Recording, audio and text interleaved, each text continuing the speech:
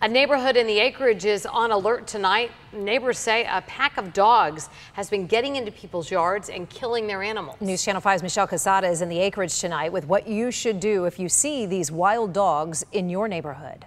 The people who live in this area of Tangerine Boulevard and 63rd Lane North say they've seen these dogs walking along this canal. They dig into people's yards. On Saturday, 7 chickens were killed from this coop over here. And just last week, that homeowner lost every bird in his yard but 2 peacocks.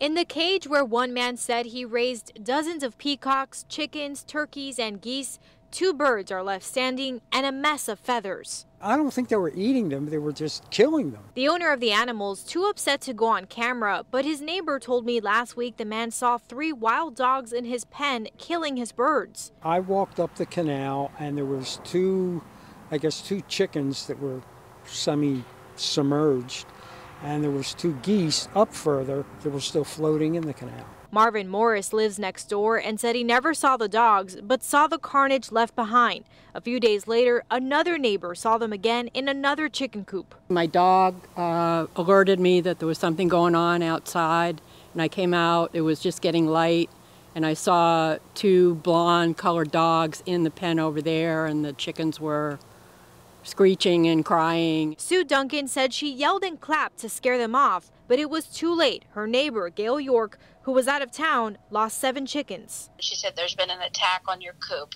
And I said, "Do I have dead chickens?" And she said, "Yes. Several dead, several injured." I mean, these are little baby birds that I raised from 1 day old. The neighbors say they've heard of coyotes in the area before, but are positive what they saw were dogs digging their way into the yards. Who's to say they wouldn't go after a child?